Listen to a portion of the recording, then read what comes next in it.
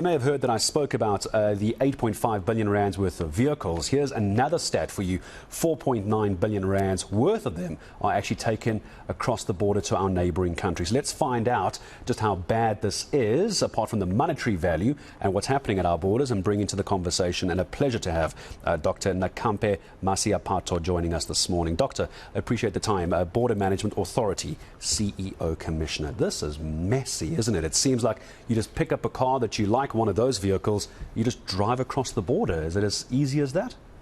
Yeah, no, thanks, Gareth, for the invite, and to your viewers also.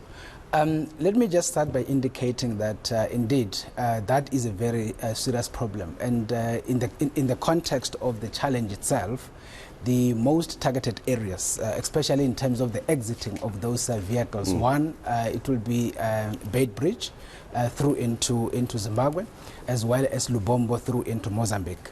Those are the areas through which the challenge that is being established, that is being experienced, is actually taking place.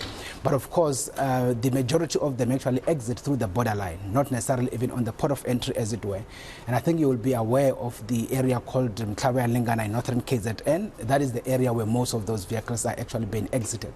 But there are, of course, a number of interventions that we have started implementing to be able to address the issue.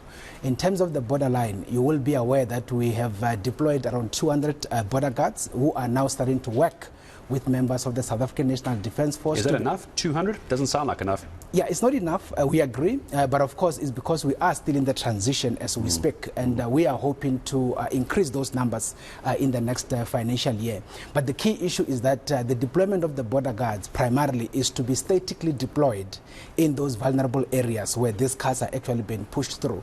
And in collaborating with members of the SANDF, we are hoping that we'll be able to start doing some intervention.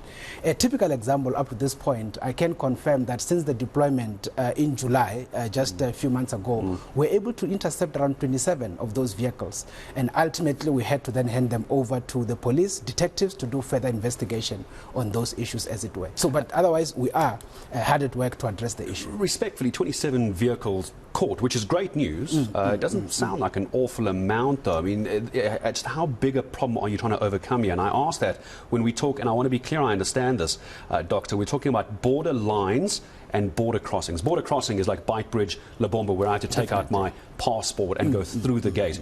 Border line is where it's not even going along the road, they're just driving through the bush. Is that what we're talking about? Definitely. And how do we get on top of that? Because that is hundreds of kilometers, and we've seen the footage over the years of the borderline fences simply non-existent. I drive a 4x4, I could probably get through without too much trouble. Yeah.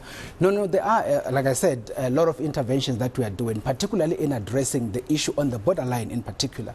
For example, the adjacent barriers that has been built in the northern KZN area through the work of the SNDF together with our colleagues. And the intention of building the adjacent barriers is to make sure that it's not easy to just drive through into the borderline and be able to get the cars across. And you're very right, most of those that are basically being driven through the borderline in particular are the 4x4s, and that is the essence. But remember, the biggest issue here that we have to be dealing with, and I think you'll be aware of this reality, is that we have borderline areas that are straddled by communities, and in those areas it becomes fairly difficult because you'll find that cars get stolen, but basically they are being sitting around the communities there, and of course in the middle of the night, then that is when they start targeting the syndicates are using these communities as shelter, get the cars in and go and hide them and do whatever they do with them from there. Doctor, I'm curious, you mentioned Bait Bridge and Lubombo obviously entering to Zimbabwe and Mozambique when you go via border crossing. How much do we need to engage and speak to Zimbabwe authorities and Mozambican authorities? Is there anything that you need to do on their side, or is this really a South African problem? Or what can we do with their authorities, their border authorities? What can we do there? Yeah, firstly, maybe let me just contextualize in instances where the cars actually exit through the actual port. So in instances where they exit through the port, in many instances is where you have a vehicle being hijacked, but then the person whose car is hijacked actually get held up, and that person is not able to report the car as stolen. So at the point the car arrives at the port, at that particular time, you will find that the car is not yet recorded on the system as stolen.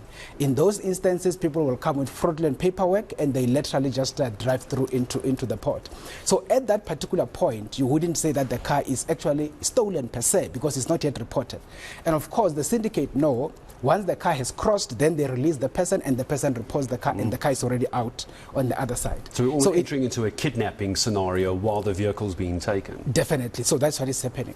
But in terms of answering your question, in terms of our engagement with our neighboring countries, I can confirm that we have what we call joint technical committee meetings that we have with all our 6 neighbors, all in all, to deal with issues of border management and make sure that we work collectively in addressing most of our interjurisdictional crimes that we are actually dealing with. So in terms of the vehicles in particular, we do engage with the Mozambicans all the time, and we also engage with the colleagues from Zimbabwe all the time. But by the way, the cars are not only destined for those countries, they're actually destined up further into the continent. It's a transit country, and that's, I suppose, the bigger problem.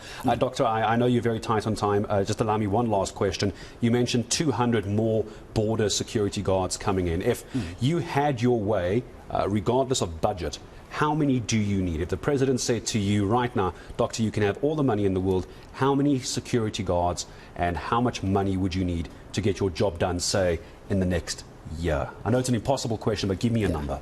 Yeah, you see, if you look at the actual roadmap in terms of the full establishment of the Border Management Authority, the actual, I would say, blueprint document talks about around 15,000 border guards in 2032. But in terms of how much will we need, for example, in the next year, if we can get around 2,000, for example, border guards, we should be able to start stabilizing the environment, primarily because we will be taking them to what we call the vulnerable segments of the borderline. So once they are in those vulnerable segments and they are statically deployed, meaning that they are stationed there, that will then allow the members of the SANDF to be able to do the normal roving, which is basically patrol. And as you will know, we have only 13 companies, in terms of the military language, of the people that are deployed in the borderline, which are SANDF. So when we have at least around 2,000, we should be able to firstly sanitize the actual ports, which we have already done now with the 200, but at the same time be able to statically deploy in those vulnerable segments. Once we have them stationed there, we should be able to push back in some of these nefarious activities. Yeah, when you take a look at the length and the breadth of our borders, it's all just about boots on the ground. I mean, this is just one of the main things to go after, one of the main objectives to try and reach. Doctor, I appreciate your time in coming in to speak to us. Dr. Nakampe Masiapato joining us here on the SA Morning, as CEO of the Border Management Authority.